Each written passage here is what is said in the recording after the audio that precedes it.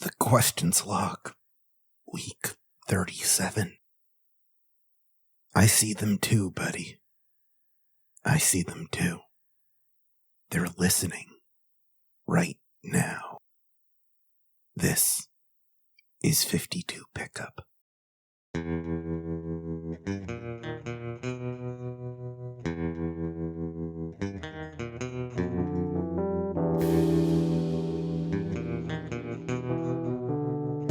Welcome to 52 Pickup, a podcast about the greatest comic you've never heard of. I am professional comic book expert Alex Jaffe, and I am joined by the effervescent Gita Jackson. Effervescent, am I? Wow. Yeah. So bubbly. Yeah. That was one of the words that I had to spell when I was in the 5th grade spelling bee. Wow. Effervescent. How'd you do? I did really well, and actually that's a lie. It was someone... it was someone on my team who had to spell effervescent because it was like a breakdown by school. I had studied for, I think, 2 months, like just the most obscure English language words you could think of. And the words I got, I ended up getting 4 different words as part of my team. And I remember they were, in exact order, thumb, though, genius, and sweater. I got the 4 easiest words to spell in the entire thing. Easiest words you could possibly have. So I trick you up with thumb, huh?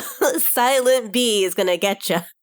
Right. I felt insulted by it. I like with all the indignation of a 10-year-old. I walked away from the spelling bee having gotten a perfect score on my end, but at what cost? At what cost? The cost of your dignity. Exactly. And I've been living... Everyone's out here thinking you can only spell shit like thumb. Right. like were they like, hey, go easy on this kid. He's the slow one. I to this day, it perplexes me. It vexes me. Were you in any sort of like show off how smart you are competitions as a kid? I am the child of an Asian mother. So yes. So absolutely yes. The answer to that question is yes. I took a chance on that one, but not much of one. No. Went to regionals for violin 4 times in middle school. Last chair. I was last chair the second 2 times. Because I had performance anxiety and not a lot of support from people. I got very close to winning a spelling bee, but I had undiagnosed ADHD, so I didn't know if I had said a letter or not, even though I was spelling it correctly in my head. Oh, no. The verbalization of that was, difficult for me, and, I would just wonder often what would happen if I had a diagnosis. Then I went to a magnet school program for arts in high school for all 4 years, and that was just a big bragging rights thing for my mom, even though it was not for me. It was school for me. Just a endless series of different things where I was qualified and quantified to prove how smart I was to other people, because that's how I thought you get people to love you. Oh, man, I could go on at length about how diagnoses may or may not help you, but that's not what we're here to talk about today. No, we're here to talk about comic books. Yeah. Which, is related to the conversation of whether diagnoses help you or not. Yeah. A little indirectly. I've had the honor of bringing this week's guest to our show today, who has been waiting patiently as we unpack our childhood trauma. This is one of the comic book creators who helped me get through a weird childhood. One of the pioneers in the field of webcomics. The creator of such works as 8-Bit Theater and the still-going Atomic Robo. Please welcome Brian Clevinger to the podcast. Hello. Hey, how's it going? It's going all right. We can just do some therapy here. Yeah, I'd love to. Yeah, Brian, what are your neurotic diagnoses? Oh, none. I'm completely cool and normal. Yeah. Yes.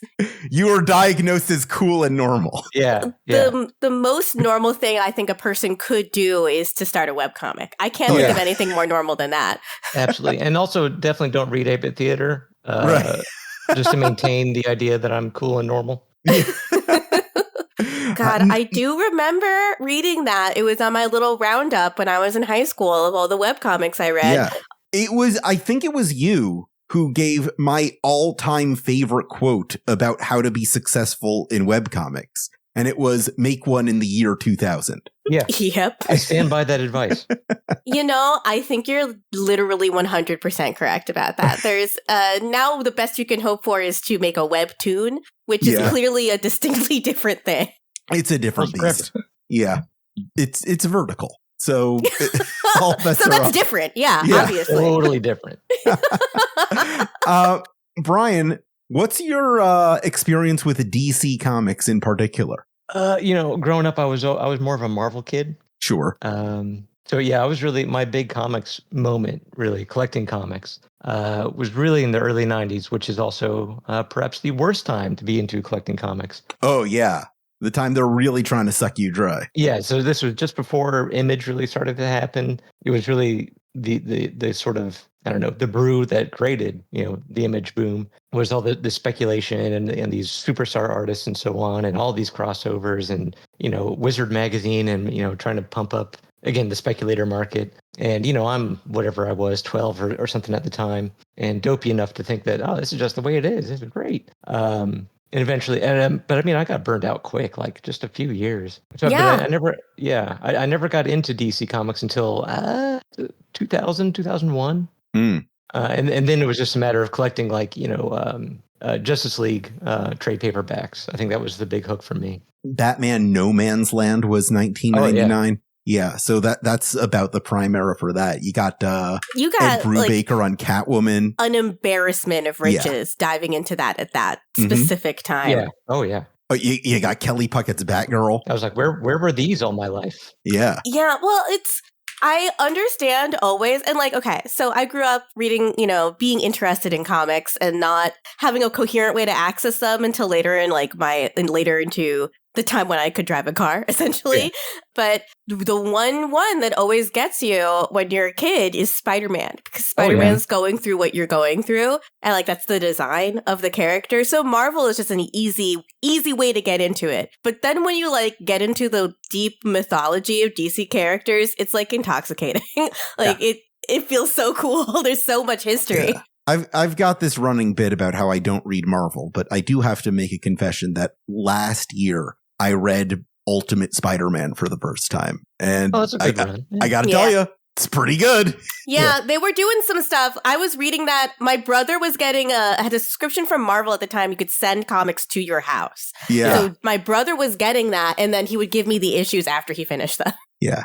I know DC has that, but it's exclusively managed by Midtown Comics. They outsource that entire thing to one comic book store in New York City. That sounds like a real pain in the ass and totally inefficient also.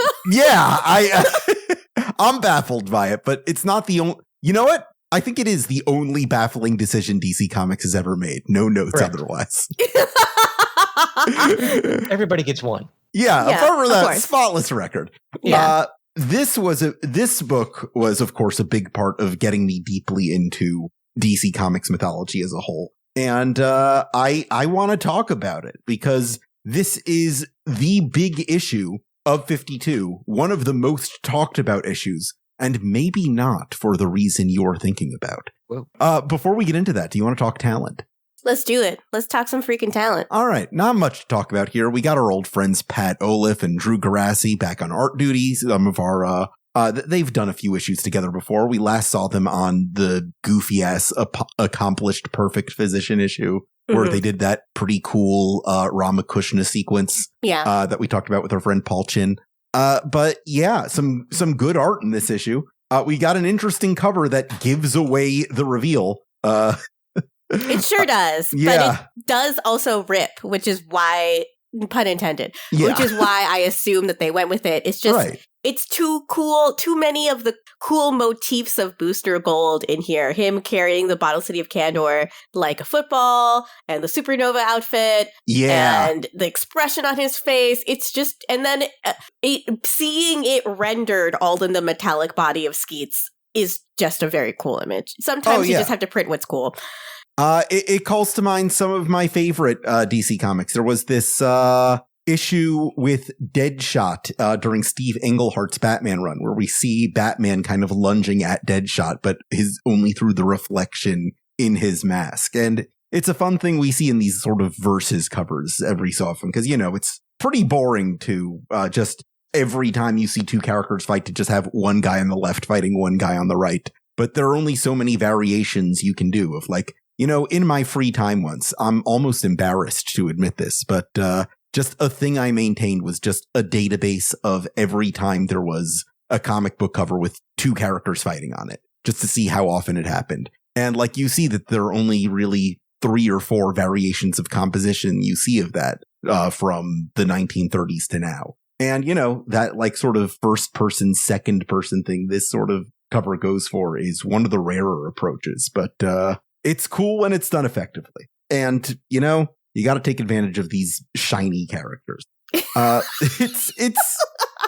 It's another banger from J.D. Jones. Yeah, let's just clip that specific sentence. You got to take advantage of these shiny characters. Yeah, perfect. I did not notice literally until this second that the bottom half of the costume is the Supernova costume. Yeah, that was a detail I only noticed in this reread also, because in my initial read, of course, I was just a Booster Gold fangirl. And it was just it's Booster! It's Booster! You don't need to see him so much. That is a completely natural reaction to have. Yeah. Yes, right? Everybody, when you're not seeing Booster Gold, should be thinking, where's Booster Gold? Yeah. One of the characters of all time, if you ask me. Are you a big Booster Gold person, Brian? Yes. Yeah, of course, obviously, because you're a rational human being. Yeah, that's exactly right. Normal and cool, as established earlier. Yeah. Let's get into the issue, because there's plenty of time for me to gush about Booster in this very Booster-centric issue of this comic book. Yes. We open on Vince Carter with a milk mustache for the Got Milk campaign on the reverse side of this cover. I'm holding the physical issue this week, by the way. And then we get to day 1 on Kandor. Gosh. So Bottle City of Kandor. Yeah. Just one of the coolest things in comics because it's so insane. I just love it. I love that there's just a little bit of Krypton that still exists, but it's tiny. And and it can never become untiny like that. It has to stay tiny. That's so funny to me. And something only a really drunk guy in the 1940s could have thought of to me. Kandor. Whose idea was Kandor? It's definitely a Silver Age thing. Oh, absolutely. No, this is you got to have an idea now kind of idea. And I like that it sets up all of the sort of goofy, corny things they're going to continue to mention in the rest of the issue. Of course, this is an Otto Binder invention. Otto Binder was best known as the guy who made Captain Marvel more popular than Superman in the 40s until DC sued them out of existence, and then they poached Otto Binder to write Superman for them. Well, I mean, he was bringing the high quality ideas. He was bringing the juice. The heat. Yeah, absolutely. It's another one of those things that DC did absolutely right and was not a weird or controversial decision. Blameless. Absolutely. That's just normal business tactics. Yeah. They should have gotten the president to talk about how cool and good that was. I don't want to get into that right now. Sorry, this is on my mind. But yes, Bottle City of Kandor, where no one ever has to worry about political futures because they're tiny. The first panel is they're still inside the Bottle City on this page. Rip and Supernova, who has not yet been revealed as Booster, but I think everybody at this point knows. And you see that there's some kind of just earthquake or something going on. And as you turn the page, you can see that it's actually Skeets flying into the Bottle City. Bumping his nose into the city. Bumping his like an upset dog. Yeah. That's exactly what this is. We get our title drop, Secret Identities, because we're going to figure one out in this issue. We've been getting teased this whole time. We don't know who Supernova is. Is he Connor Kent? Is he Superman? Is he someone else? Is he Jason Todd? There was a brief Jason Todd fake out. Remember that? There always is. Yeah. Oh, yeah. It could be him. Jason Todd gets up to a lot of stuff. He's got a motorcycle. He's a busy man. Yeah. He can get around. Yeah, I was really into Power Rangers as a kid, unsurprisingly. And there was this whole mystery late in the, I think, second season of Power Rangers about this Gold Ranger and what his identity was. And I was very, very invested in that. I think that was the first mystery plot I was super into. And I was disappointed by the reveal, but... It wasn't Jason Todd. It could have been. Yeah. It's almost never Jason Todd. Usually it's like a fucking Hush. Nobody wants that. Yeah. Oh, it's your childhood friend, Tommy Elliott. Happy Hatouche, by the way. That's coming out soon. Sorry, I hate Hush. I hate stories that invent a childhood friend for a character that is notably friendless. I just hate that shit. I think it's bad writing. This isn't bad writing, though. It's some real movie of the anime tie-in type shit. That's exactly what it is. It's like the Sailor Moon movies that they put out between seasons where they're just like, Mamoru had a childhood friend. And you're like, he did? I don't know anything about that guy. Why have they never come up before this moment? Like, what is his childhood friend think about this adult man dating a teenager? Yeah. But yeah, Boost, Supernova and Rip Hunter are scrambling. There's this very flimsy contrivance that he has to leave his costume behind so that Rip can amp it up. And he's like, go out and stall for time while I fix your costume. And he's like, okay, I'll use my other costume. And that's when we get... Yeah. Sorry to interrupt, but I love that the costume just has circuit boards in it. Yeah. Yes. Notoriously flexible material circuit boards. Right. Yeah. Like I'll take some sort of computational fabric. It's comics, do whatever. But the way that these are depicted, it is clearly just circuit boards stuffed into his face. That's gonna be really painful. This is the second costume depicted in this comic that I've just thought, that's gotta hurt to put on. The first was Pulsar Master of Sound, where he just has brutalist metallic letters just sitting on top of his pectoral muscles. And it's like you get punched and that's just got a bruise. A big backwards P on your chest. It's gotta suck. Rip Hunter, he's from the future. He knows how to make bendy circuit boards, I guess. I hope so. But it's gotta be pokey, too. Yeah. All those wires. Maybe he, douses them in Jingle, the thing that, makes Elongated Man stretchy. Okay, so it's just a stretchy computer, which is a concept that I hadn't really thought about before. Yeah. I mean, by Gita, I'm hoping you'll be able to make it to my house show next week. I'm playing with Stretchy Computer. It's Bottle City Candor, Stretchy Computer Skeets. Yeah, $5 cover at the door. And we'll have some PBRs, Be nice if you just tip a little bit, like $1 or $2, but it's not really a real show. It's just like a house show, but just for the cleanup and stuff. And we get this big splash page reveal of Booster holding the city of Kandor like he's about to throw a football, which must be troubling for the people inside Kandor. I do want to ask, Brian, when did you first become aware of Booster Gold as a character? Yeah. That's a good question. I honestly don't know. I guess it would have to be some sort of, so again, an early 90s Marvel kid, but you still, because you're reading Wizard, you're reading... was previews, so you're seeing stuff. Yeah.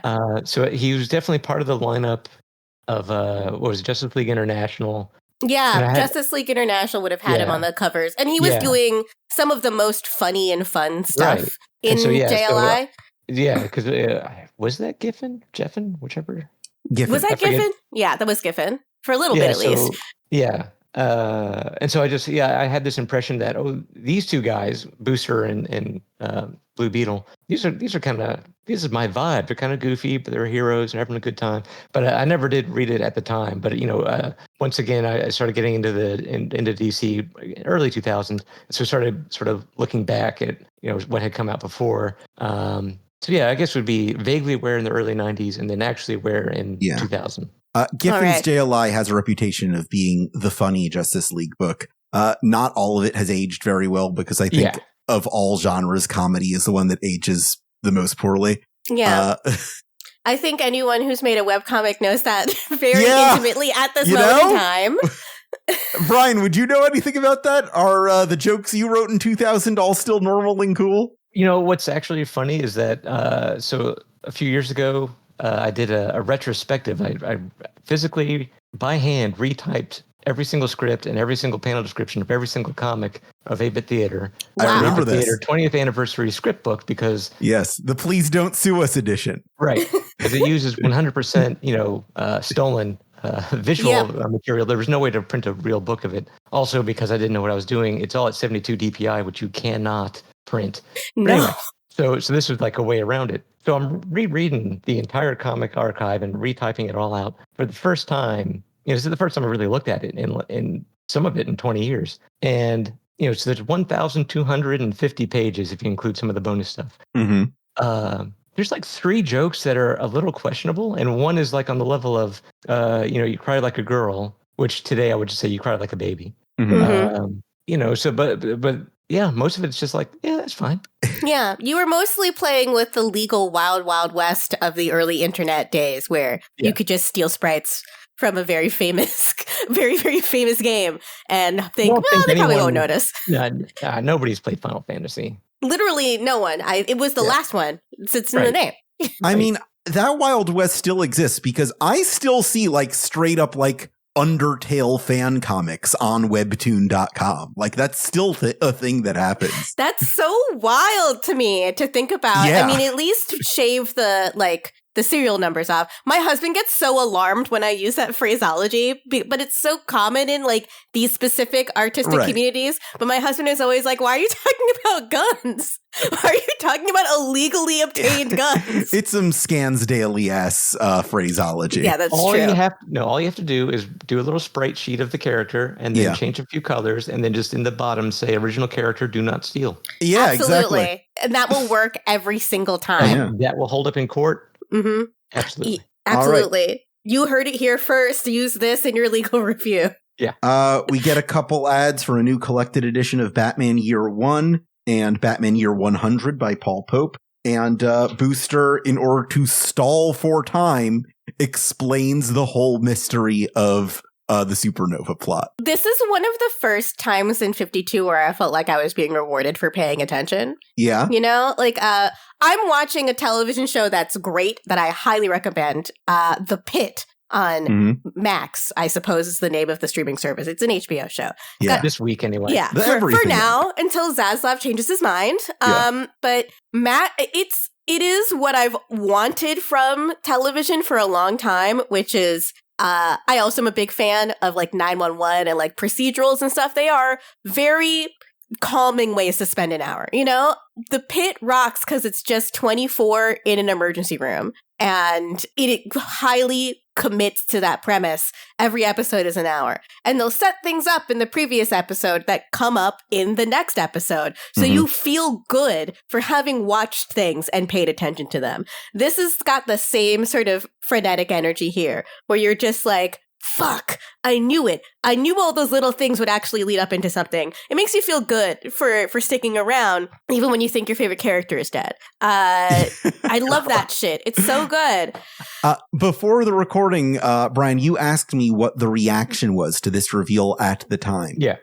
And that's something I looked into. There are I was able to find a few sticklers who were upset about being either misled or like bringing up tiny inconsistencies that they didn't think squared with the mysteries the clues we've been gathering until now. But for the most part, people were really into this reveal. They were like, when you go back and read through it, it mostly kind of makes sense. It's been seeded throughout all of this that, we've got this very time travel heavy story. Why wouldn't it be Booster doubling back on his own timeline? And the fact that it like shows us things like how he implemented the Phantom Zone projector and the atom size changing technology, all of that squares with the mysterious powers we've seen him using through the series until now that didn't quite 100% square with any individual mystery character identity. The fact that it was this one guy using all this technology he had cobbled together makes it make sense for the most part. It's a different thing that people are upset about this week. This depiction also is, I think, the origin of the Legion of Superheroes, the CW show with Rip Hunter. Yeah, Legends of Tomorrow. Legends of Tomorrow. Sorry, I flubbed the name. But Legends of Tomorrow, I don't believe Rip Hunter is depicted in this specific mad scientist-esque way until this moment where he's like, yes. As Booster goes into this reveal, he depicts Rip Hunter using like time technology. He warped him in a chrono field. What's it called? A chronal field to create a time paradox that allows Booster to be in two places at once. Like, this is like the zaniest Rip Hunter gets. Up until this moment in time. And then when you look at how Rip Hunter is depicted on Legends of Tomorrow, it's all zany. He's just got his mind poisoned by time in the same way that he does in 52. You're 100% right. Played by the 11th Doctor's companion in that show. Yeah, the 11th Doctor's companion's husband. Fiance. Yeah. They did get married eventually, but then they also died in the 1940s. It's not a good show, Doctor Who. Are you a Doctor Who guy, Brian? I grew up on the Tom Bakers. And, I mean, those are all great. Yeah, my dad watched it on PBS. Yeah, absolutely. And I do like Eccleston's. Oh yes, I like Eccleston's too. That one season is a finely crafted piece of television, I think. Yeah. I like that they have a whole episode about the weakest link game show, but it's like an evil killer robot. I should rewatch that, honestly. No, Eccleston was great. I thought Matt Smith was a good performer. David Tennant is just now too millennial core. You know, like I can't see the pinstripe suit and the Converse sneakers without just getting a full body chill. You know, it takes me back to a moment in time. He's the original Tumblr sexy man. He's ground zero for all of it. Yeah, and I am in the middle of a draft of something where I have to reassess Tumblr culture around that period of time, and it's like really doing my head in. Like, are you going to get into the Onceler, Gita? Oh, I think I have to. I think you have to. The Onceler is such a strange phenomenon. Like, and I know that there's only one time has the voice actor who voice acted the Onceler been asked about the Onceler, the sheer mountainous amount of Onceler porn that exists. Yeah. And he's like visibly uncomfortable. It makes sense. Because it doesn't make any sense. Like, I don't. It is a children's movie with no sexuality at all in it. And it's like a crazy, not good movie also. It's a movie with Danny DeVito in it that he probably never acted with Danny DeVito in. I mean, that would be such an upsetting fate if you're cast in the same movie as Danny DeVito, but not get to meet Danny DeVito. Yeah. He's a lovely guy. He probably did press events or something. Oh, just what's the point? What's the point? Yeah, literally, yeah. No, Danny DeVito's son was a really nice person, went to my college, and he came when we reopened the movie theater and was just super fucking kind to literally everyone. And it's like, if, you know, why would you do anything with Danny DeVito if you can't just hang out with him for a little bit? He's a swell guy. Yeah.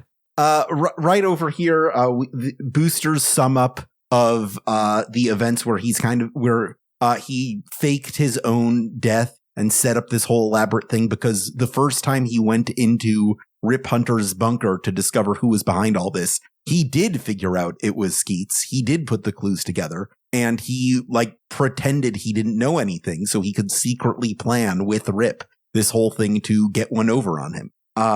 We still don't 100% know why Skeets is evil. And I'm not a big fan of evil Skeets. Yeah, we'll figure out what that's about later. Yeah. Skeets is just a little guy. Yeah. Exactly. You know, yeah.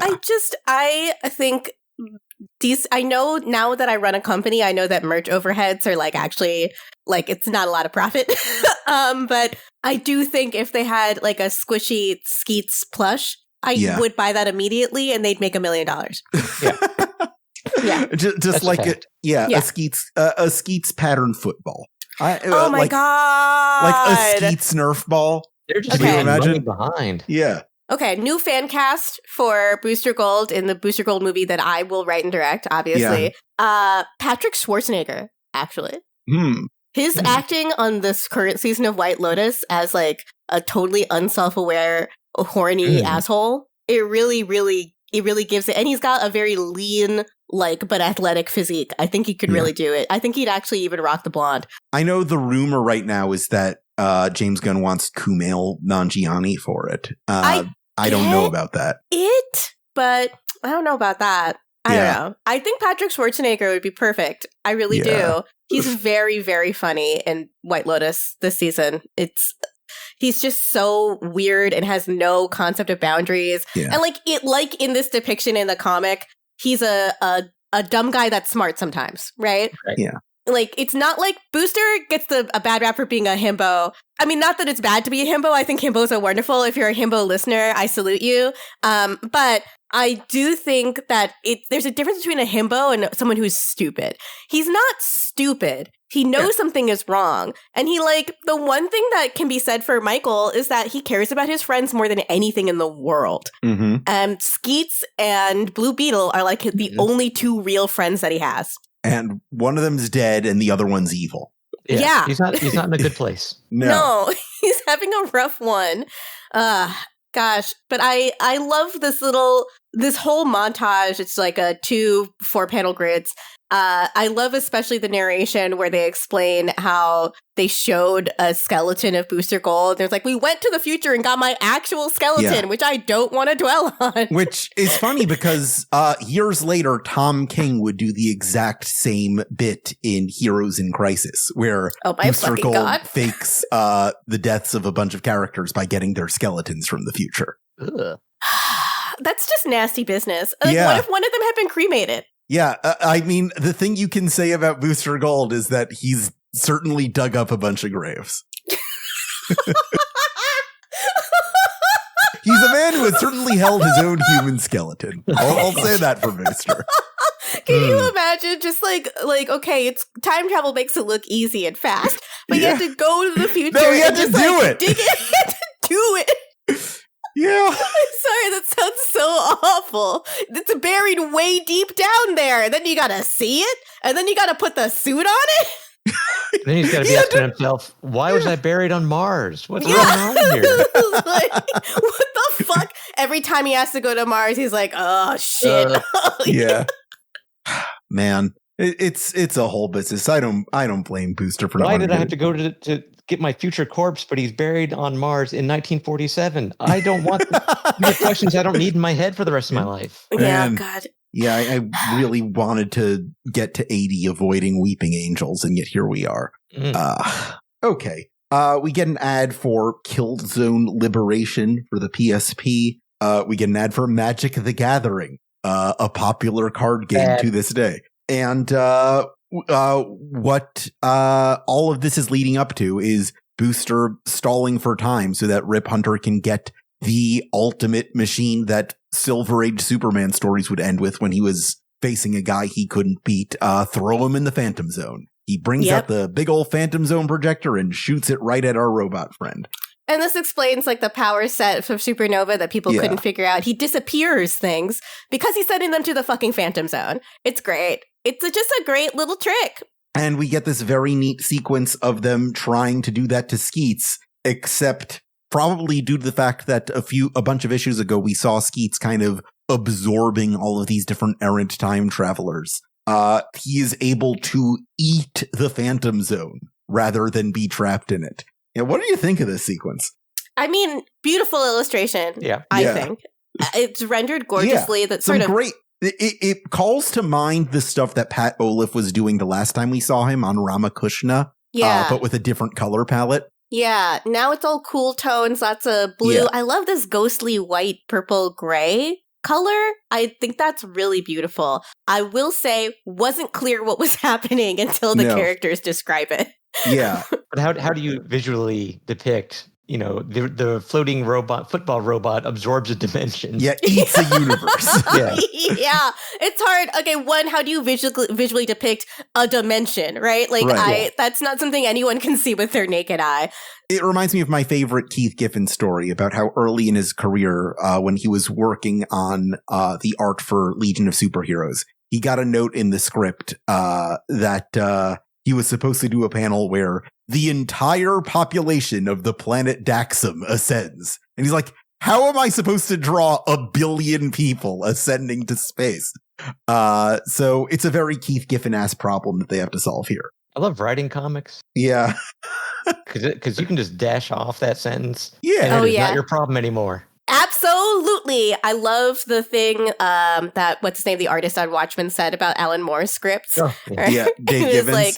Like, Dave Gibbons was like, Alan Moore sends me a script and it's got all these details about dust motes dancing in the light. And like, he knows I'm not going to draw all that. But it sets a mood. It sets a tone. Yeah. Yeah. It does. It gives you the vibes. It's like what vibes you have to bring to life. I think the vibe here is accurately depicted, right? Yeah. They had this Hail Mary. It didn't work, and it might have made the evil villain more powerful. That definitely feels like it's being communicated here. Yeah, absolutely. Although every time a comic writer says the great thing about comics is that there's no budget you have to worry about for visuals, an artist loses a year of their life. Yeah. Oh my God. Have you seen the stuff that's been going on with Dustin Nguyen on Instagram talking about how he's tell me. not going to be working with Marvel because they pay sub-minimum wage for covers? Oh my God. He went off. He went Go off, Dustin. And he was like, I'm not working. Everyone that I'm not already in a working contract with at Marvel, I'm not working with Marvel anymore. Good for him. I've asked for over the entire course of my career for $75 as a raise for covers, and they won't give it to me. And I know why they won't give it to me. And it sucks. You can't keep treating artists like this. It's heartening to see, but it also sucks because, I mean, I know this from journalism. The thing that sucks is when you take that stand, you know that there's someone with less experience who will just take the lowball offer because they don't know any better. I'm glad he's at least saying it publicly and saying like you shouldn't take these rates. I'm happy that someone in his position is doing that. Like one of the most esteemed artists in comics right now. Yeah. Somebody needs to speak up. It's brutal out there. I'll just say that it's an indictment of the entire industry that I know for a fact that when we're working with freelancers on Atomic Robo, we're paying rates equal to, or in some cases better than, some much larger publishers. Yeah. And it's like we're barely scraping by, but just because, out of sheer dignity or respect for the people that we partner with, and because we're freelancers ourselves, we've all been there. We know how low, people get paid in this industry. So like, we're not going to do that to other people. Like, it's not that hard. If you're making billion-dollar movies, you can pull off that little extra bit and pay the people who gave you the material that made these billion-dollar movies possible. Right. I absolutely agree. It's something we think about. I think about it at Aftermath all the time. We did a piece where we just published the average rates for freelance writing in video games. And like, we barely make enough money. We are not at the livable wage era of Aftermath yet, unfortunately. We all have other gigs and other sources of income. But we still know that I'm not going to pay somebody $75 for an article. I'm just not going to do that. Yeah. I know that your work is more valuable than that. And these other bigger corporations should not be paying you that either. Yeah. Sure. Yeah. No, it's a very tough being a working artist, especially a freelance artist in a country where freelancers can't collectively bargain. That's cool. And I love this country. It's so great. Normal country with a normal president and normal labor laws. Yeah. You know what's great is how it's all so functional. Yeah, it's not just like being stripped for parts in front of our eyes. I'm proud to be an American, because at least I'm cool and normal. Yeah. The best thing about reading this comic in physical form, as I am doing this week, is seeing like all the different things that DC was marketing at the time. Like, there's this full page ad for Jeff Smith's Shazam, the Monster Society of Evil. Wow. They got the Bone Guy to do a Shazam comic. And it kind of rules. That is like not a bad match of talent and material, I don't think. Yeah. That's a pretty inspired idea. You could go a lot of places with that, huh? Mm-hmm. That's interesting. If you're gonna put the Bone Guy on a DC comic, why not Shazam? Why not the one with the talking tiger man in it? Yeah, exactly. It just makes sense. And, there's this show off with, there's this showdown with Skeets where he eats a universe, and Booster and Rip Hunter just get the hell out of Dodge as they... Because what do you do at that point? Yeah, exactly. We're out of options here. We gotta book it. And Rip starts counting backwards from 52, our recurring motif here. And Skeets chases them off through a wormhole in space. We get a couple pages next in Star City going back to the Oliver Queen Mayer plot, because this happens to be one of those issues where Dan DiDio was paying attention. And he kind of poked his head into the writer's room and being like, hey, you guys are still planning to explain all the 1 year later stuff, right? Oh, sure. We're getting yeah. Yeah, here's fucking Ollie's run for mayor. We know he's going to win it. Yeah. There you go, politics. I don't understand why they needed to explain how one wins an election. Yeah. Well, he's very rich also. That's kind of how it works. Well, I got a bunch of votes, and it was more than the other candidates, and that's how it went. Yeah, at least they do get to sort of have characters that know Ralph, exposit on Ralph's whereabouts and mental health status. Because we haven't seen him for a minute. And when I don't see him, I get worried about him because he's not doing very well. Yeah. Black Canary briefly mentions what's going on in Birds of Prey at this time, where she's taking a sabbatical from the team. She refers to Cindy Reynolds, a pretty cool superhero from the 80s, whose code name to this day is the G slur. And I cannot explain why they haven't changed it. Seems like an easy one to change. Yeah. She was a recurring character on the CW's The Flash, and they still called her that. Oh, no. Yeah. CW, not always politically correct. Yeah. Cindy is basically DC's Kitty Pryde. She can, like, walk through walls and stuff. She's cool. Yeah. But, you know, every time she shows up, we have to deal with the fact that she's called this. So she shows up less often than she should, because I don't know. What would you rename this character, Brian? If you had to name a character who kind of like was a little tricksy and walked through walls. I don't know that I have an answer to that. However, when I was reading this panel, perhaps reflexively correcting it for them. So they refer to her name, and then Ollie says, you know, shape changer, right?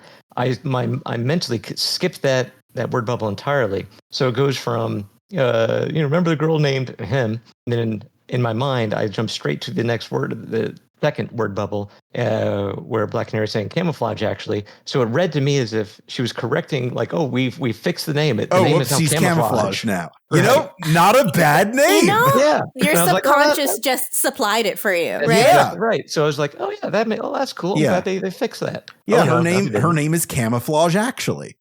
There you go. Yeah. Well, she needs because you don't want to be confused with camouflage. Exactly. The previous one, there's always going to be another one. That's too common a word. Right. Directed by Richard Curtis. Fuck out of here. Jesus. Yeah.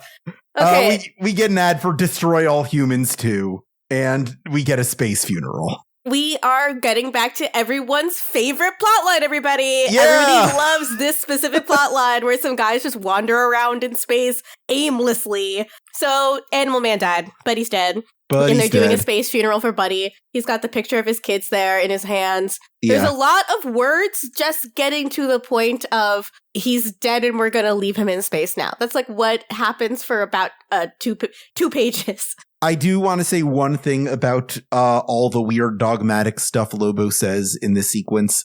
Some people pointed out at the time that this directly contradicts other things he had said in the past about his weird fish god religion, and they flagged it as a goof. But knowing who is writing this, I think Grant Morrison very much intentionally did that like Lobo is kind of making up this bullshit as he goes along. Yeah. I mean, anyone that practices ritual magic knows that it's all made up. Yeah. And like, that's the point of it. That's the point. It's what happens in the astral plane is literally your own mind. It's accessing the imagination you have of the world outside and interacting with that. So it's very easy to make up some gobbledygook when you're writing about the similar kinds of things, because you know that it's all just about yourself. Yeah. Alan Moore's whole deal is the difference between my God and your God is I know my God's fake. A real mind-blowing bit for a 17-year-old. I know so many people whose minds were just irrevocably changed because they read an Alan Moore comic at a really specific age. Yeah. And I'm one of those people. What can I say? And if you read a Grant Morrison comic at that age, you got the diet version of that, which is sometimes enough. Sometimes. No, God. I love. If I may ask and do a total tangent, what was the Alan Moore comic? Okay. So for me, it was Swamp Thing because my library had it. And just that stuff about the planarian worms and like consciousness, that unlocked a whole bunch of stuff for me. And then after that, I read Animal Man. And the library didn't have it. I learned how to steal comics from the internet at that point in time. Yeah. And I could just mainline it after my parents were asleep and like dream about it. And that was Animal Man is special. I think Animal Man gives you more than it gives you full force Grant Morrison instead of Diane Alan Moore.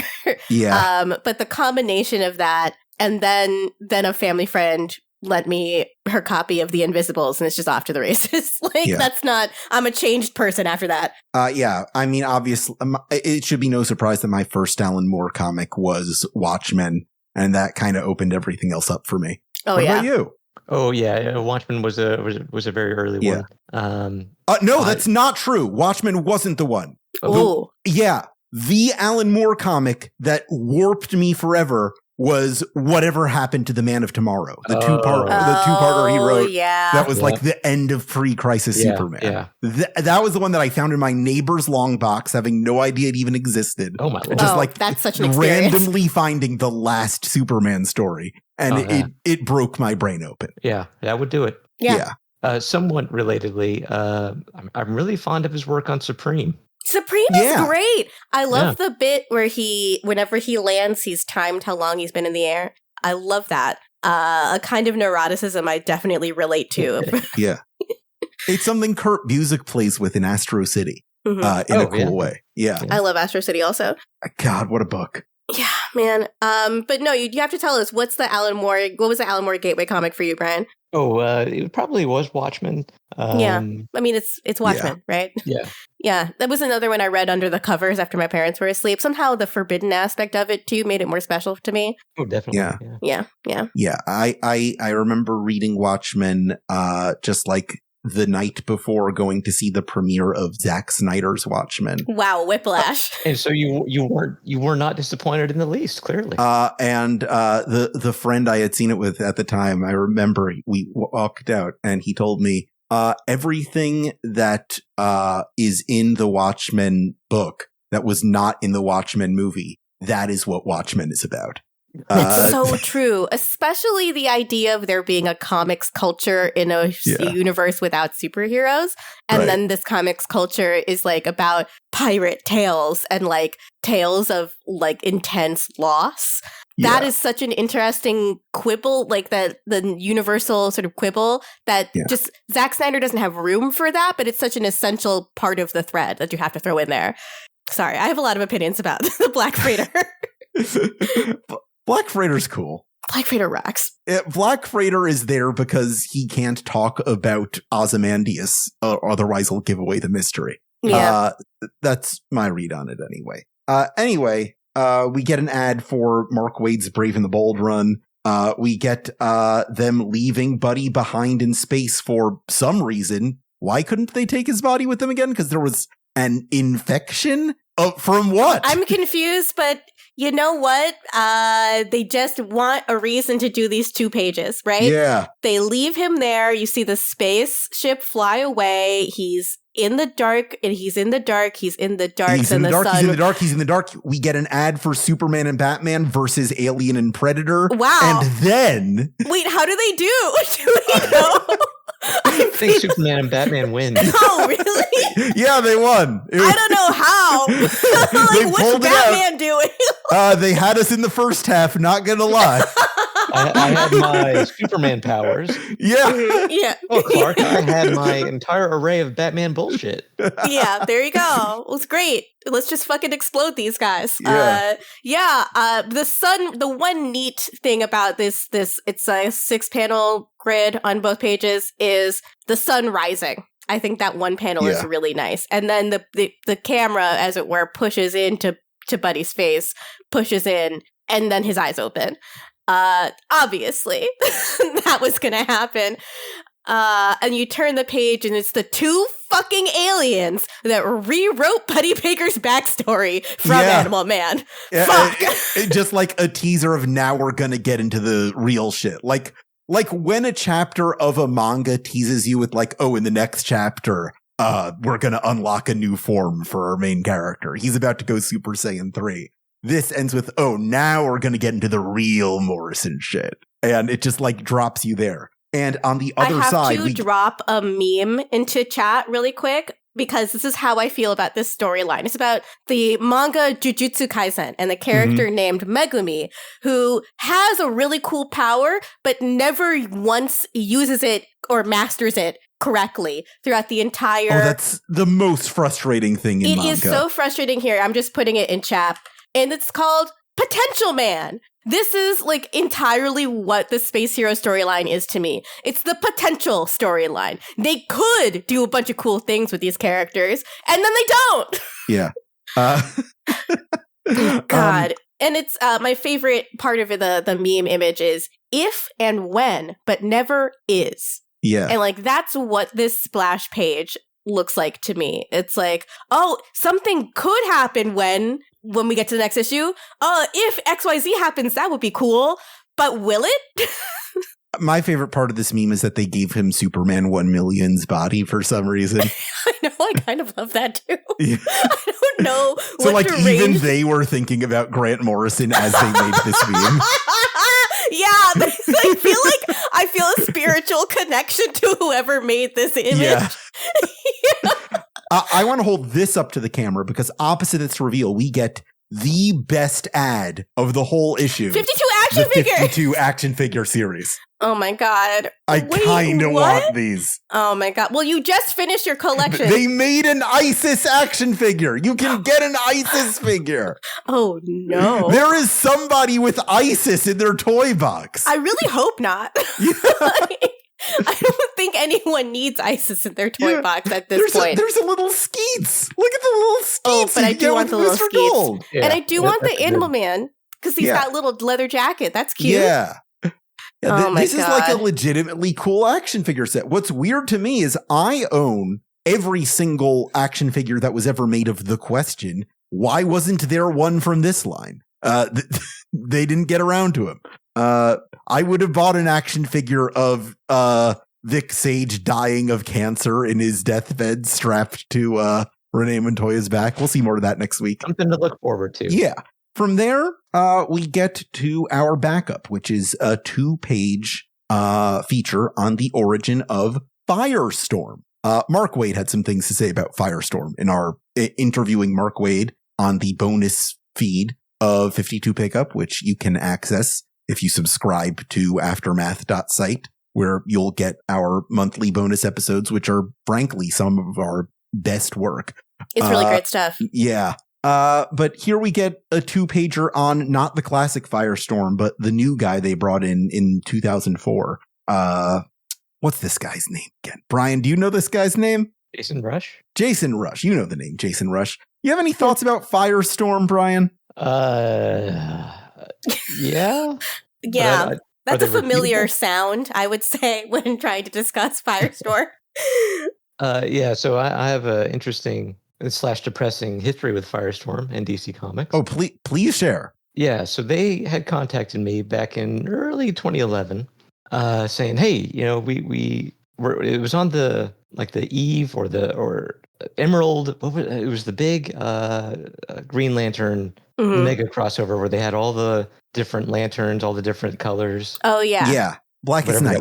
Blackest Night. So it was on the that was kind of like heading out, I guess, or they were dealing with the repercussions of it. And so at some point in there, Firestorm, the classic Firestorm, was depowered or killed or something. Anyway, it was all just an excuse to reboot the title, bring him back. And they said, "Oh, Brian, we want you to do it." They came to me with this, and we want you to reboot the character, revamp the character for a whole new ongoing, and give us a couple pitches, and we'll work with it. They said specifically they wanted me because I at this point had been doing Atomic Robo for a few years. Sure, he's the sciencey bullshit hero. You're the sciencey bullshit guy. Huge sciencey bullshit kind of hero, and. The Firestorm himself, especially from as it was originally kind of done back in the 70s? Yeah. Spider-Man-ish. He's a young kid. Spider-Man in the Cold War is basically the plot. Yeah, that's a good way to put it. So they're trying to push this again. This sort of relatable, slightly younger. They wanted to be, and specifically what I was told was in the meeting, Jeff, as in Jeff Johns, he had an idea for a fun book. So my reply was, oh, okay, let's hear it. If Jeff's the guy in charge of, the general tone, and he has some ideas, sure, I want to hear that before I give my pitch. So Jeff has an idea for a fun book. All right, let me hear it. Oh, no, was the response. He just thought we should have one. What if it was a fun book? Yeah.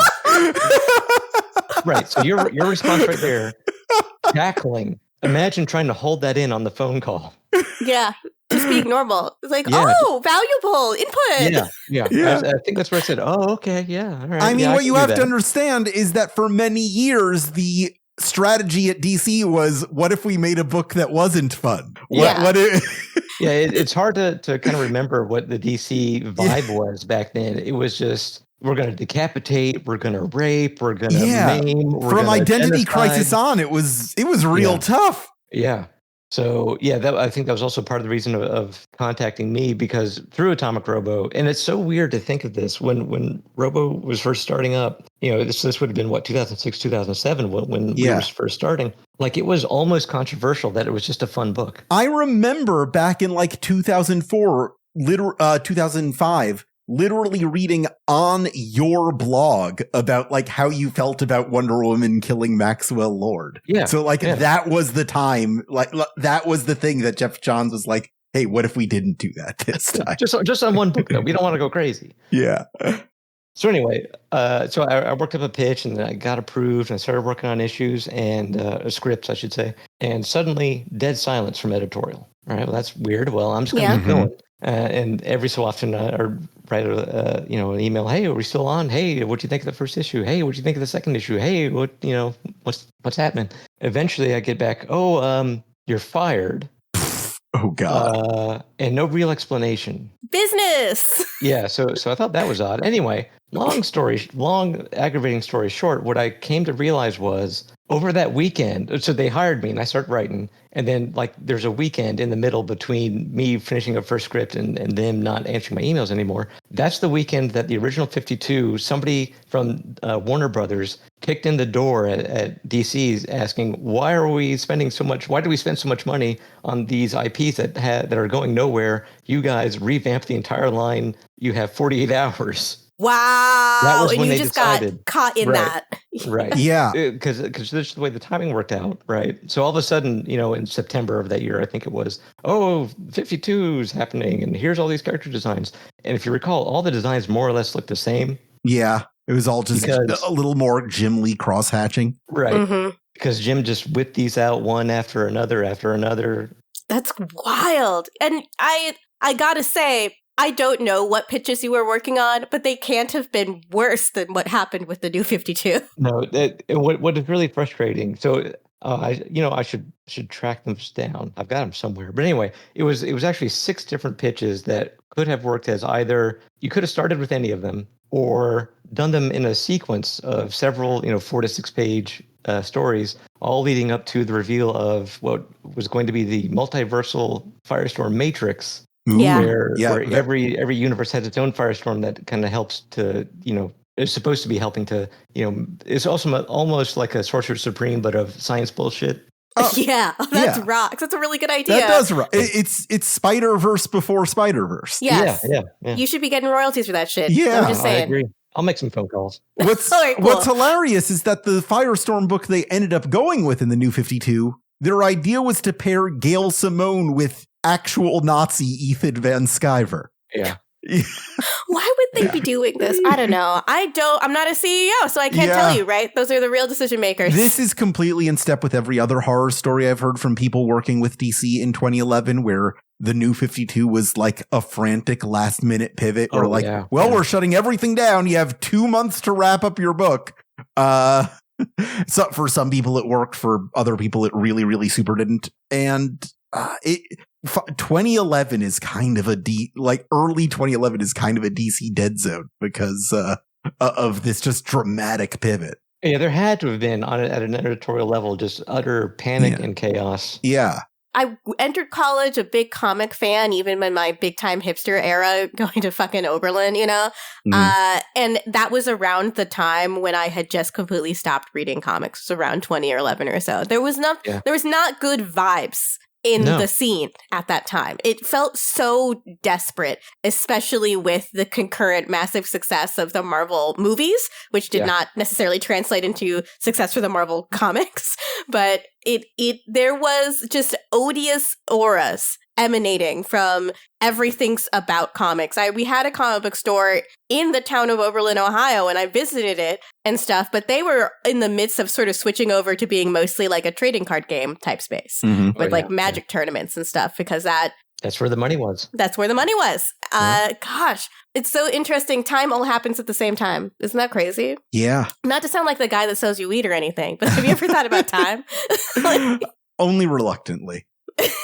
Did you have a favorite scene in this issue? Me? Yeah. Did I have a favorite scene? Just the whole first part with Booster.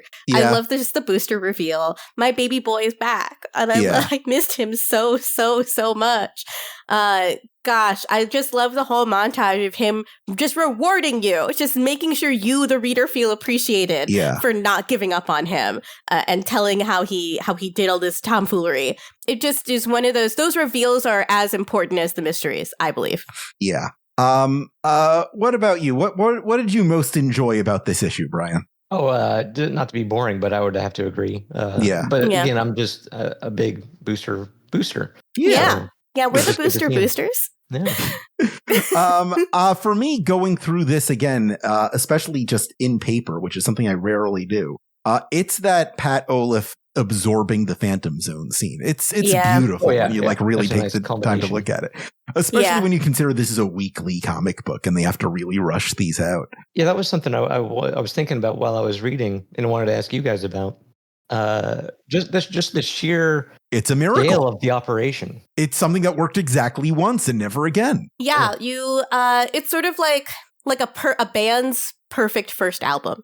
Right? Yes. Like that first Strokes album. Is this it? They've made other albums that I think are good, but that album is like a piece of alchemy, right? Or this morning I was in a bad mood, and then I on random on my Sonos, the song "Crazy in Love" by Beyonce came out. That song is like a fucking square-inch cube of Wagyu beef that's been seared to perfection. There is not a single thing that is wrong with that. You can't recreate that magic. Beyonce has had many, many, many wonderful songs, but she will never make "Crazy in Love" ever again. Right. But no one will make "Crazy in Love" ever again. No one will make "Crazy in Love" ever again. No one will do 52 again. Yeah. The secret sauce is twofold. It's we've been trying to figure this out this entire time. This is what this project is about. It's what the podcast is about. And I feel like even more than the writers, the people we need to credit are Steve Wacker, who set the tone as the editor through the first half until Marvel poached him, and Keith Giffen, who does the breakdowns on every single issue. All of the art is consistent because he spent every single week showing the artists where to put everything and how to format it.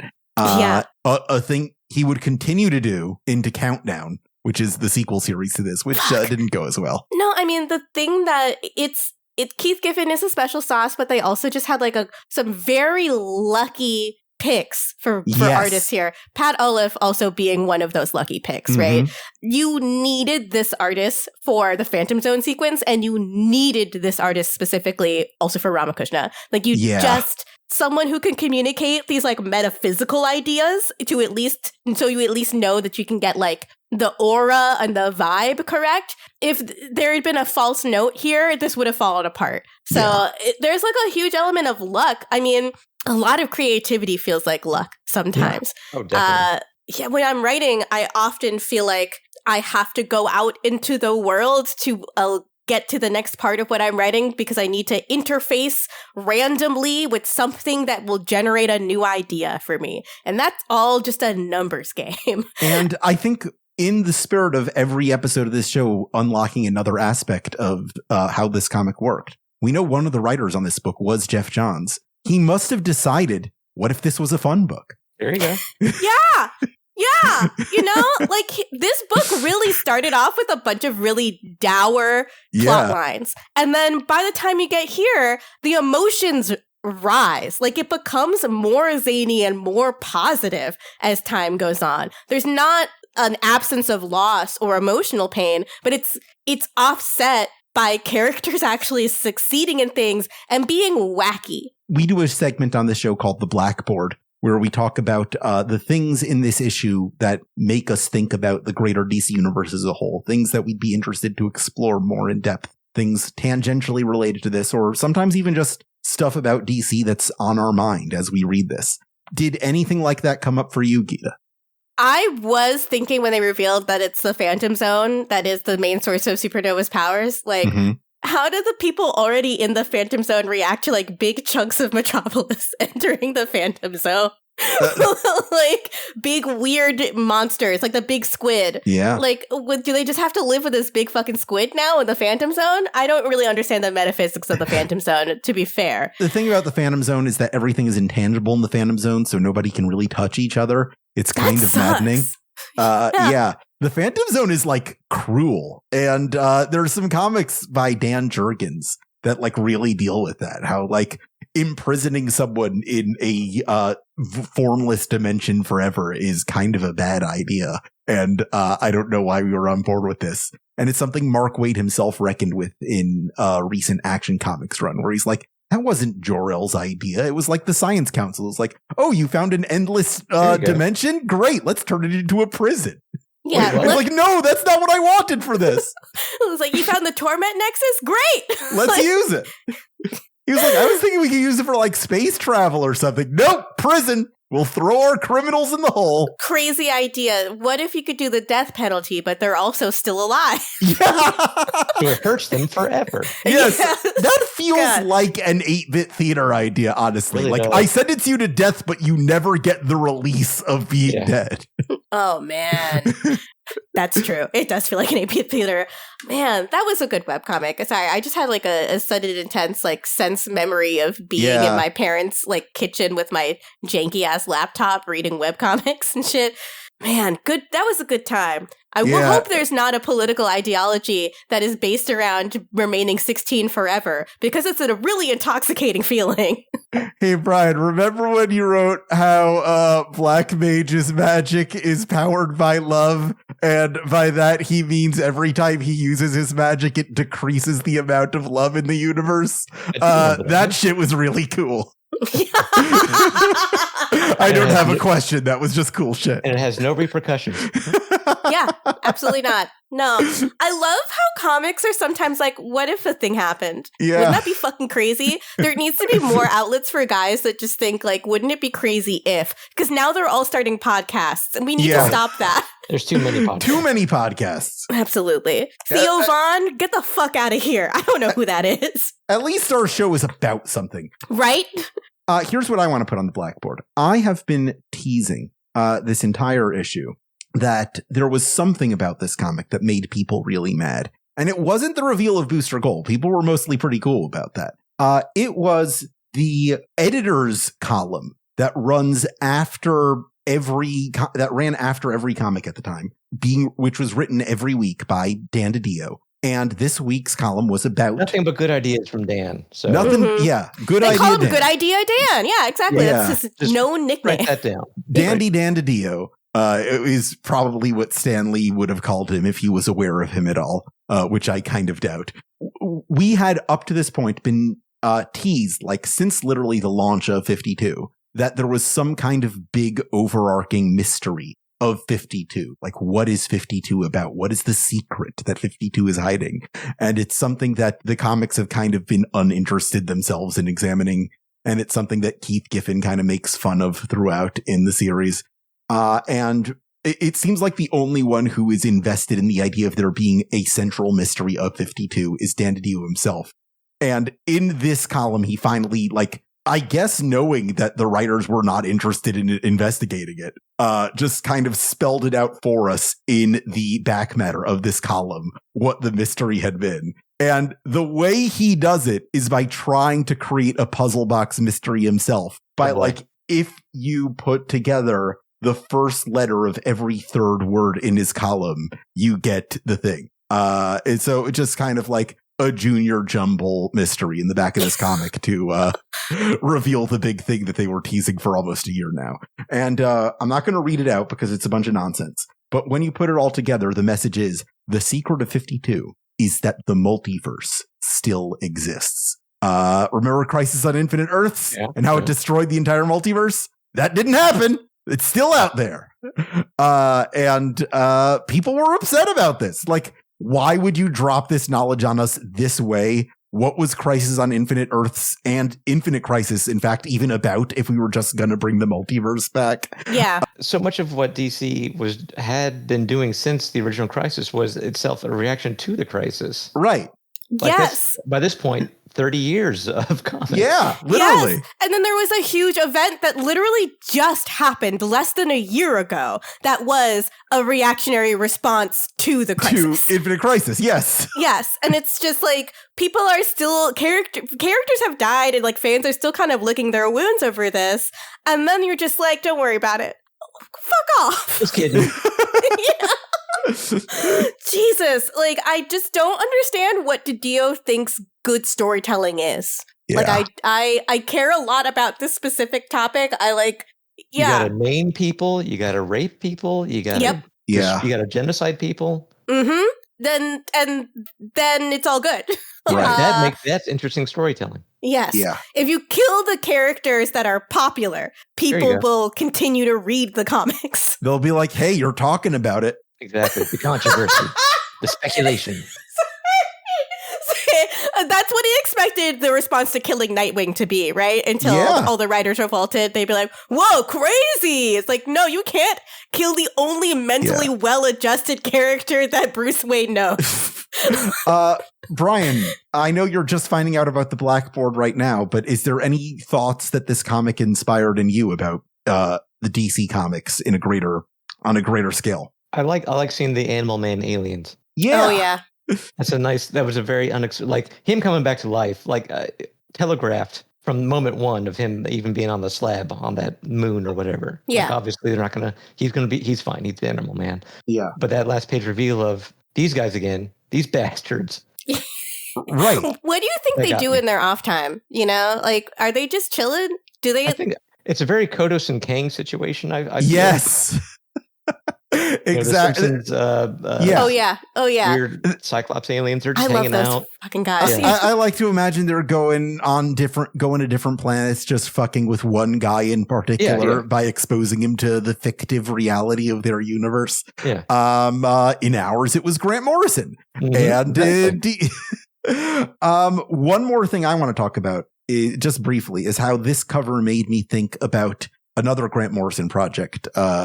Batman Incorporated, the second volume, the very, very end of their Batman saga, where months in advance, we got basically spoiled that Damian Wayne was going to die with like the reveal of like the Death of Damian Wayne issue. The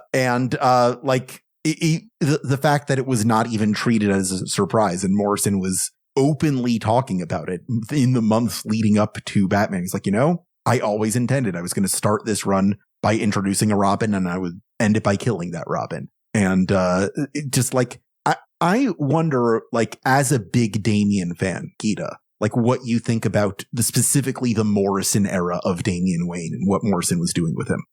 I appreciate so much Morrison's Batman and Robin for being a story of a distinctly different Batman and a distinctly different Robin. And it's like, the job that they set out for themselves was to create this perfect cube of Wagyu steak, perfectly seared on all sides. It's just, here, let me fully express what kind of a person this little murder toddler is.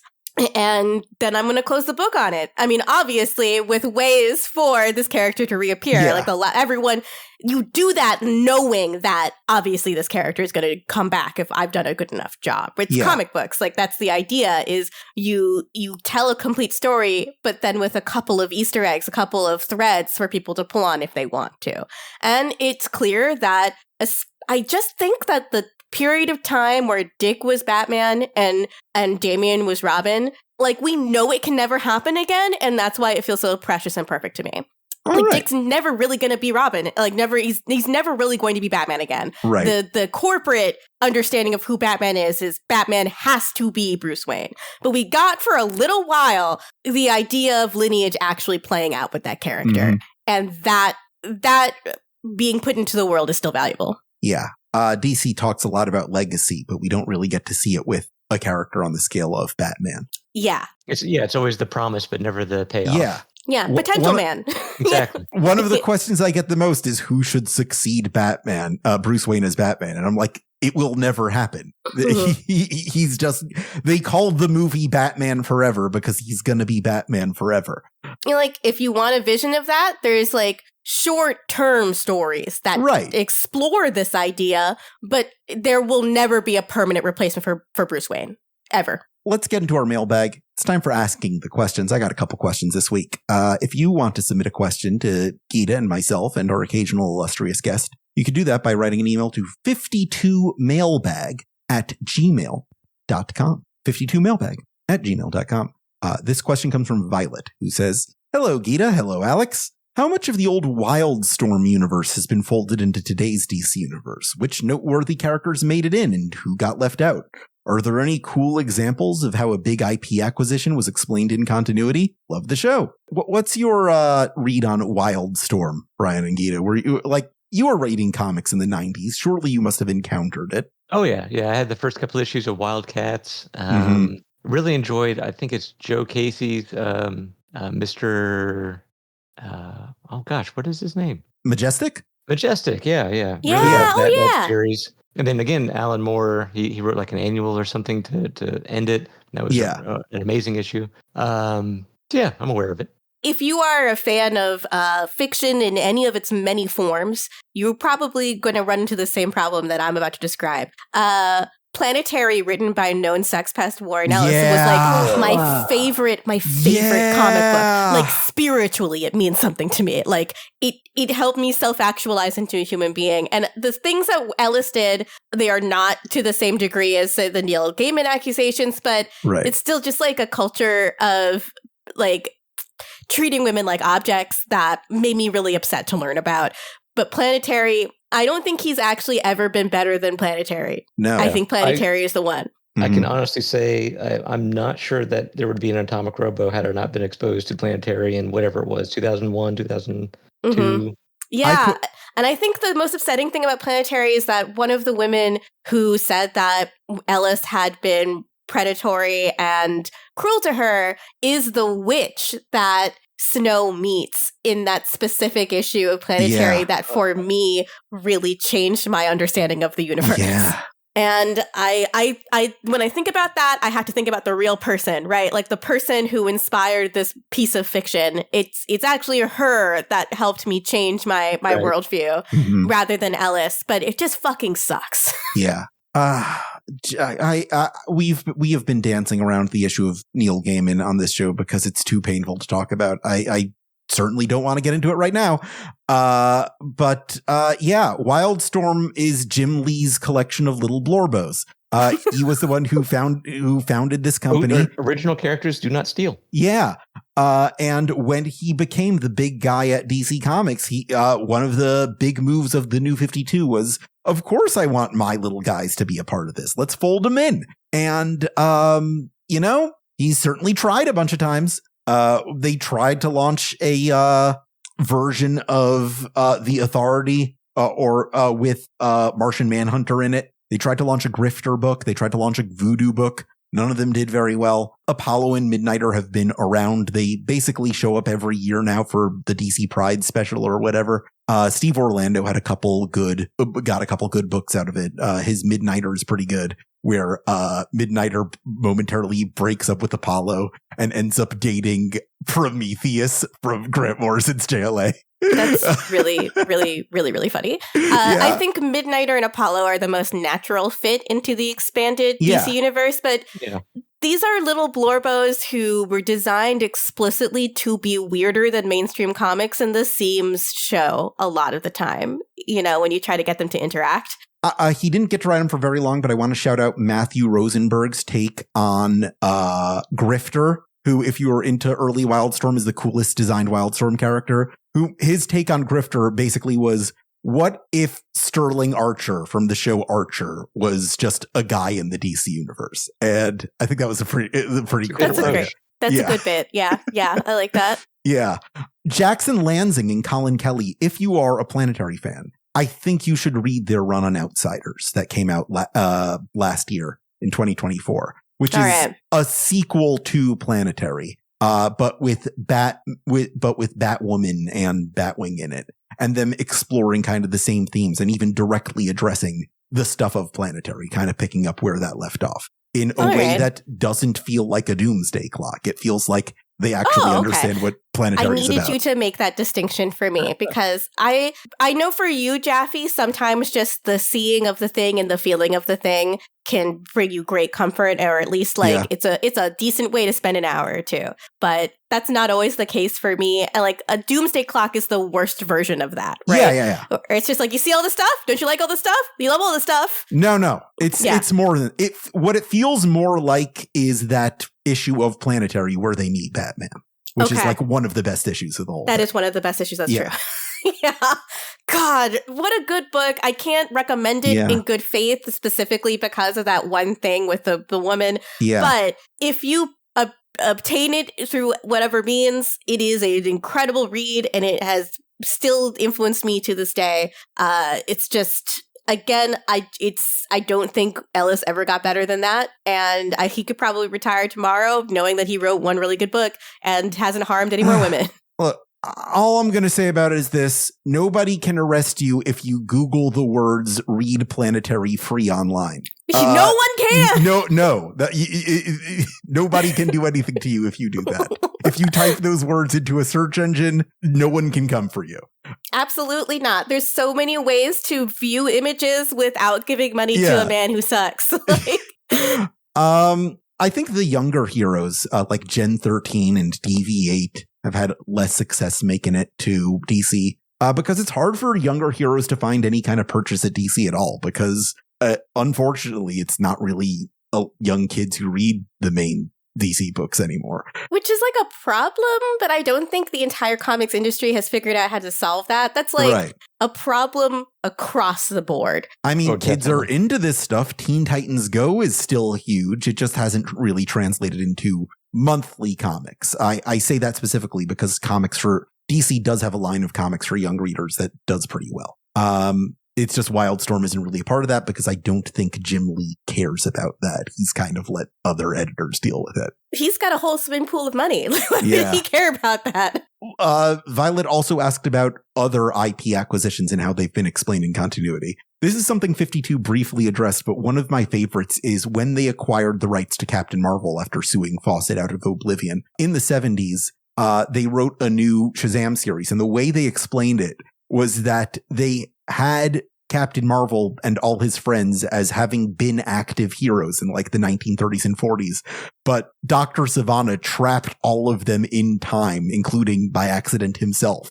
And they just woke up in the 70s altogether. So it was like this fish out of water story. Like, that's really funny.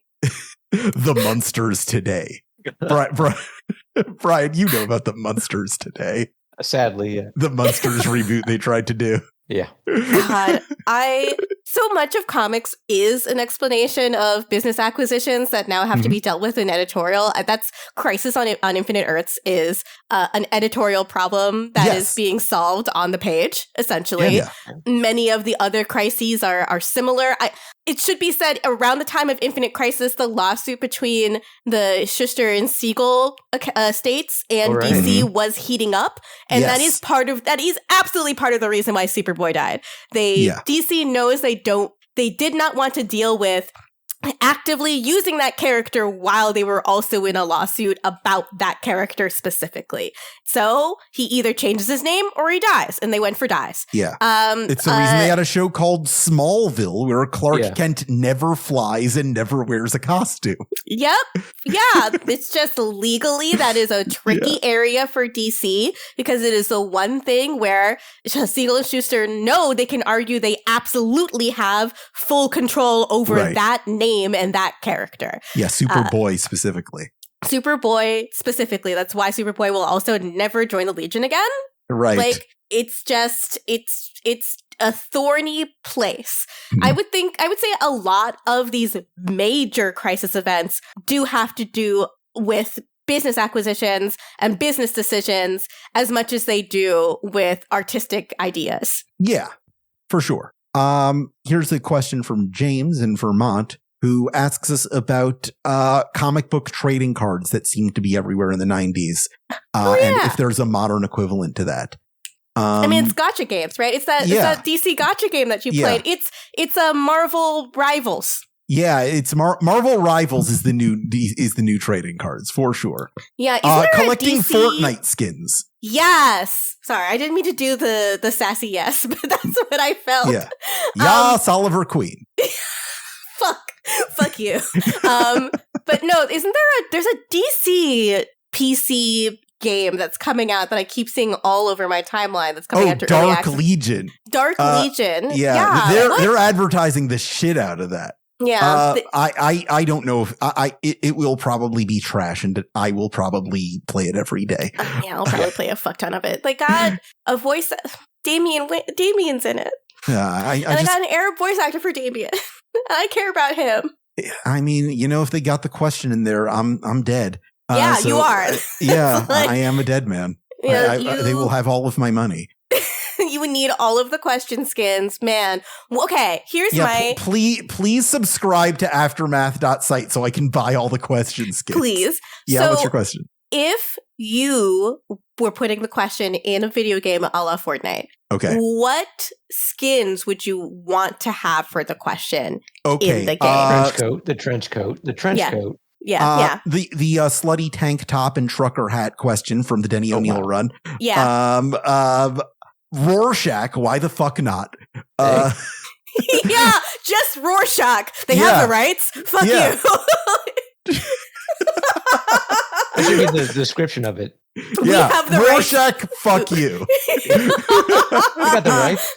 Fuck off. Yeah. Specifically the animated Justice League incarnation. A Renee Montoya variant. Why not? Oh, yeah. You need a Renee version. Yeah, that would be really good. Yeah. Yeah. No, Damien, there's not enough of different kinds of appearances for Damien for me to do skins, but I think Animal Man would be such a good character to have in a Overwatch-esque game. Yeah. In that his powers are animals, man. Like, it's very easy to figure out how to translate that into video game mechanics. Yeah.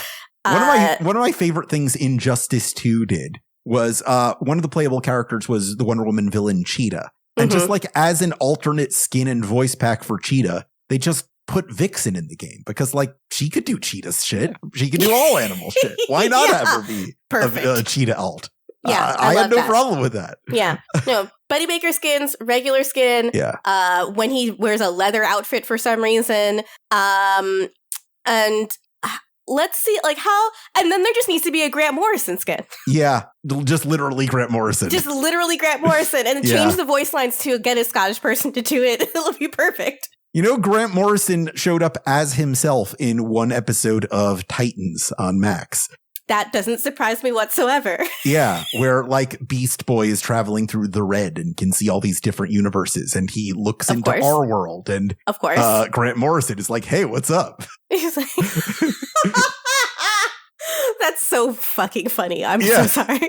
It is. Grant Morrison, my favorite Grant Morrison appearance that they've made is when they do some really bad acting in a My Chemical Romance music video. That's my favorite Grant Morrison. They were trying so hard, but it some people have a screen presence and some people don't. How do you feel about Grant Morrison, Brian? It's a familiar. I like some other stuff. Yeah. Some of their stuff's good. Some of their stuff. Yeah. They could have had worked on it a little bit more.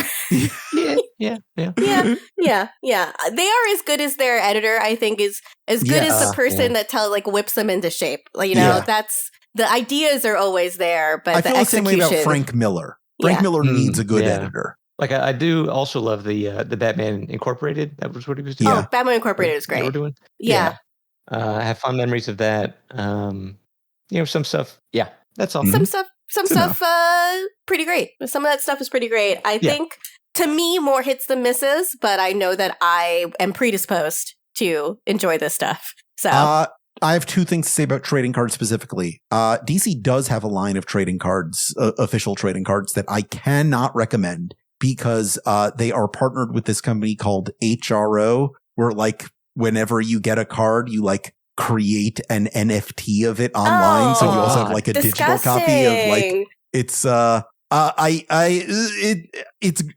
it is sick upon my tongue. I cannot speak its name. So if you see, I only bring it up because I want to warn you, if you see a pack of DC Comics trading cards, don't buy them.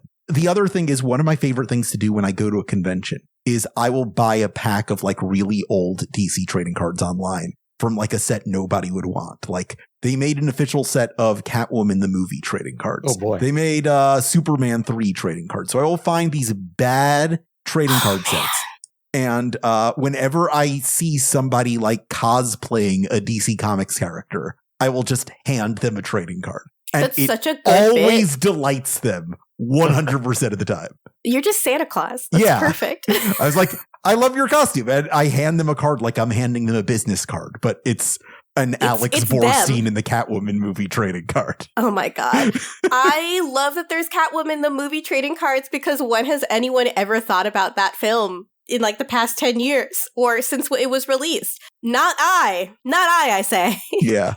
That's pretty much it. Brian, thank you for joining us. It's been a goddamn delight to talk to you about comic books. Thank you for having me.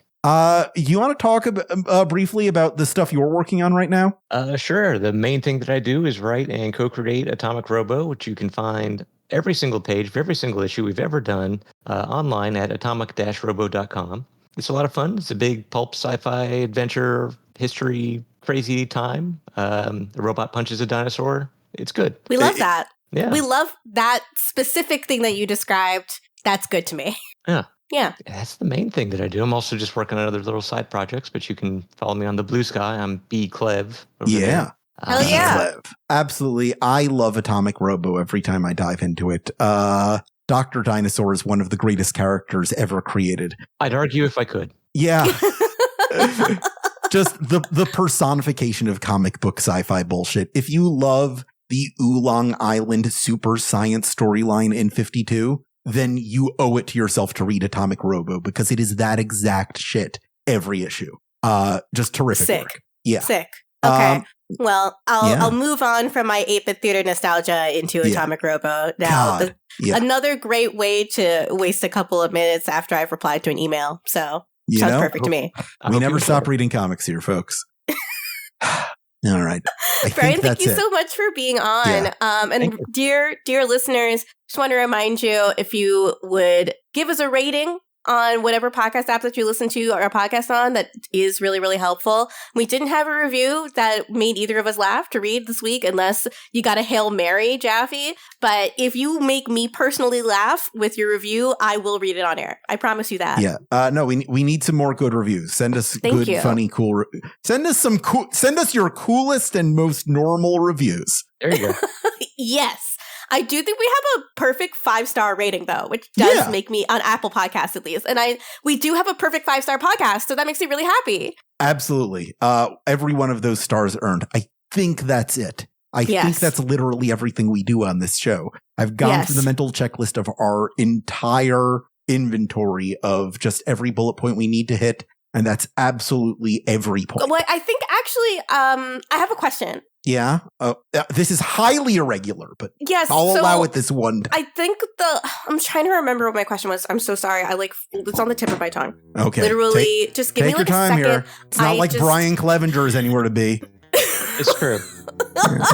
Thank you. I mean, Brian, it's been great. I mean, let me just see if I can jog my memory. So we talked about the reviews. We did the mailbag. We talked about the comic book, obviously. We did the blackboard. Are you ready? Fuck off!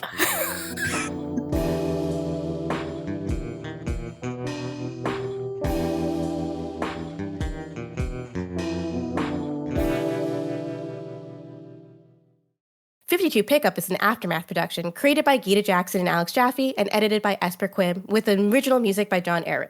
Hosting for 52 Pickup is provided by Insert Credit. The views and opinions expressed on this show are solely those of the show's personalities and do not reflect those of DC Entertainment or Warner Brothers. Please rate and review our show wherever you can and send your questions and comments to 52mailbag@gmail.com. Never stop reading comics.